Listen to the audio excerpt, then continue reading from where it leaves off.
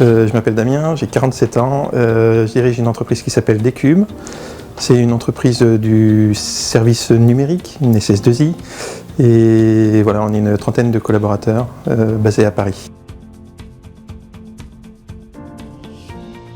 Happywork a fait plein de choses pour Decube depuis fort longtemps. La première chose que Happywork a fait pour nous, c'est un travail qui a été fait en 2016, il y a à peu près 3 ans, qui consistait à nous aider en fait à trouver, en vue de la refonte de notre communication, à trouver quel était notre why, quelle était notre raison d'être, ce qu'on apportait, voilà, extraire la moelle de Decube pour pouvoir s'en servir comme un bon support pour construire toute notre communication. On a un fonctionnement qui sort un petit peu des fonctionnements traditionnels, un management par la confiance, qui fait appel beaucoup à l'intelligence collective, à laquelle on croit beaucoup, et Happywork anime pour nous des séminaires de ce type-là. On exerce une activité qui est difficile parce que les équipiers en fait, sont en prestation à l'extérieur de l'entreprise. Ça veut dire qu'ils partent de chez eux le matin pour aller chez un client et ils ne passent pas au siège, ils retournent chez eux le soir. Et donc c'est compliqué de les impliquer, de leur demander d'être partie prenante de l'organisation. Quand ils n'ont pas ce lien, ce contact régulier avec l'entreprise, à part le bulletin de paye qu'on n'envoie même pas au courrier qu'ils reçoivent par mail.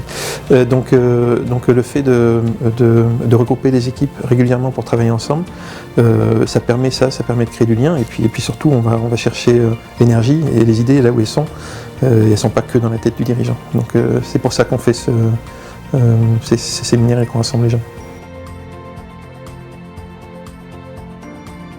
On a fait un séminaire en janvier, j'avais volontairement mis des gros morceaux dedans. Les gros morceaux, c'est le suivi, l'évaluation annuelle et puis la rémunération.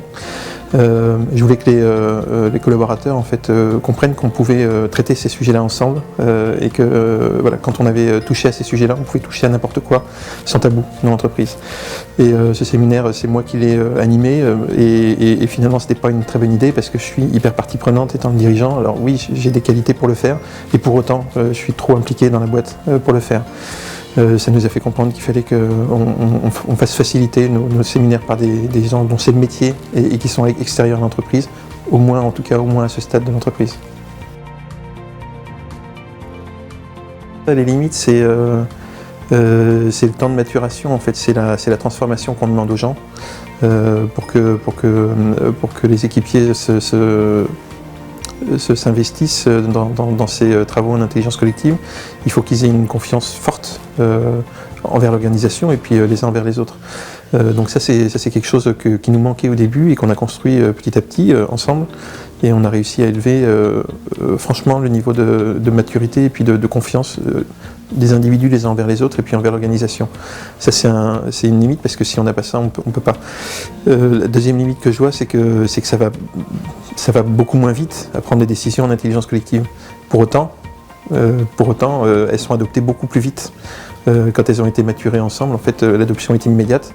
Quand elles sont imposées les décisions par un chef, peu importe lequel, ça prend beaucoup plus de temps à ce que ça soit adopté.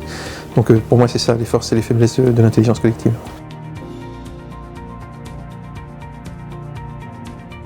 Alors c'est peut-être personnel, mais on partage des valeurs communes, et ça c'est hyper important quand on est capable de s'émouvoir pour les mêmes choses. On sait qu'on peut vibrer en même temps pour les mêmes raisons et qu'on va beaucoup plus fort. Et puis c'est des gens qui sont hyper impliqués et qui mouillent les chemises parce qu'ils croient au projet. Donc voilà, c'est ça leur grande qualité.